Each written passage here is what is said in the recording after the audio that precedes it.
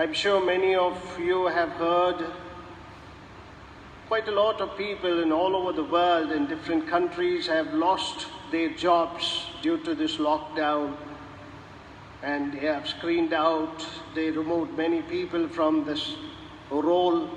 Unemployment has increased, and there are people who are not able to get jobs now.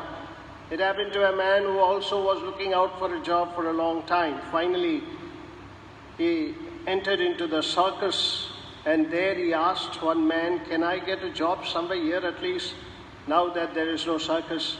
And he said, "No, we have a little circus going on. We can employ you. You can act like a monkey."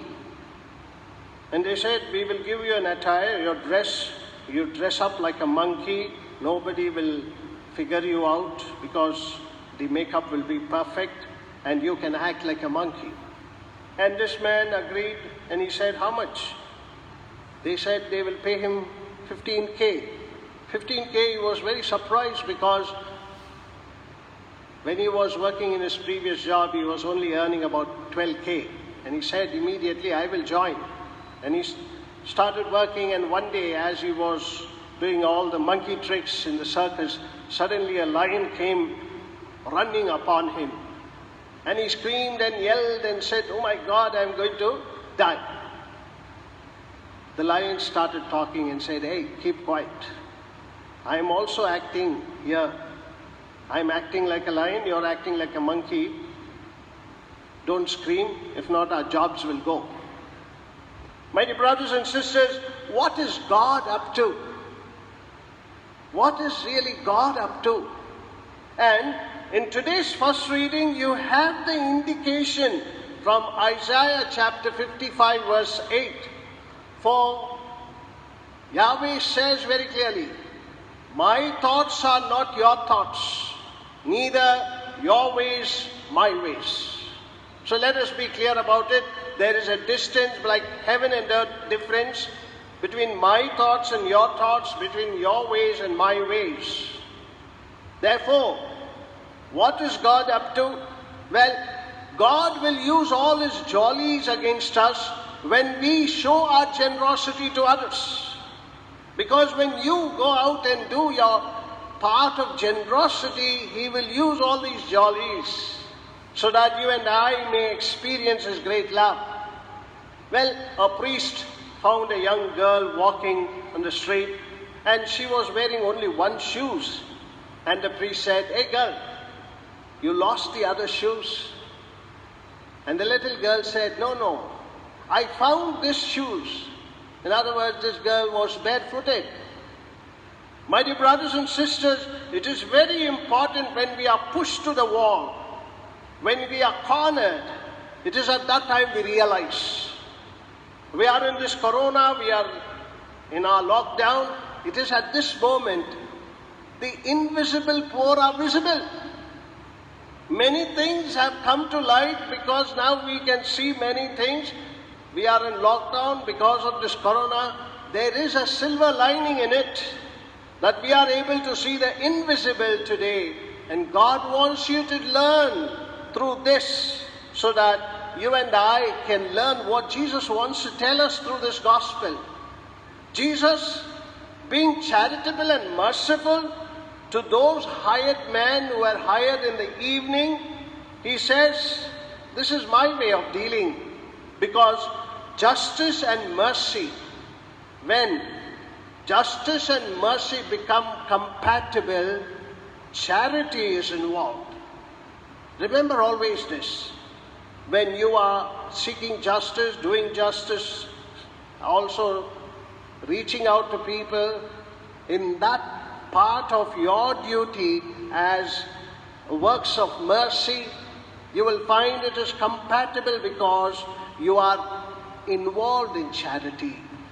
And that is the reason why Jesus says, "Are you envious because of my generosity?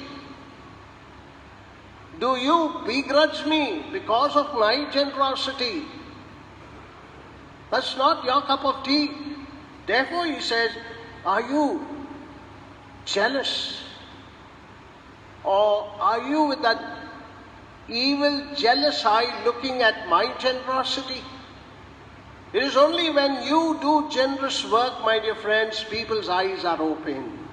Why? Because the part of a jealous person looks upon the other person only to destroy that person's life. And therefore, jealousy is nothing but an envious act of trying to destroy somebody else. Well, people come to me for legal consultation, or sometimes they tell me to issue a legal notice. And whenever I give them the consultation or issue a legal notice, I don't charge them. They say, Father, should we pay? I said, no, just say a rosary. And that's my way of generosity. Why are you envious about my generosity? Sometimes they come, and people come, and I don't charge them the legal fees, or maybe the minimum fees I charge them. That is my way of generosity. I will tell my colleagues, well, you see, that is my way of doing things. Why are you envious? Why are you jealous about my way of generosity? This is how you and I should also do, so that you can tell others, why are you envious, jealous about my generosity? Have you any time told that? I'm sure you become Jesus for that sake. That is the reason why, my dear friends, in today's gospel reading, the laborers who were not hired had families, and they had to feed their families, for which if they are not hired, they will go empty stomach. That is the reason why Jesus wants to say how he goes at that time and brings and hires them in the last hour, the 11th hour, and they work only for 1 hour. The agreement, he says, is final. Why are you envious of my generosity? Finally, we see this parable should also be applied to our view of our relationship with God. Am I really showing that love to God? For God loves the person who is faithful throughout his life. God loves cradle Catholics who are faithful throughout their lives. God is also faithful, and he loves you because you come back maybe in the afternoon or maybe in the evening. He doesn't count that. He is more bothered about you coming back to him. That is the reason why, my dear friend, God loves Catholics and converts. He loves them because they practice their faith throughout their life. And he loves them because they return back to him alone. We rejoice those who join in the faith or return to faith.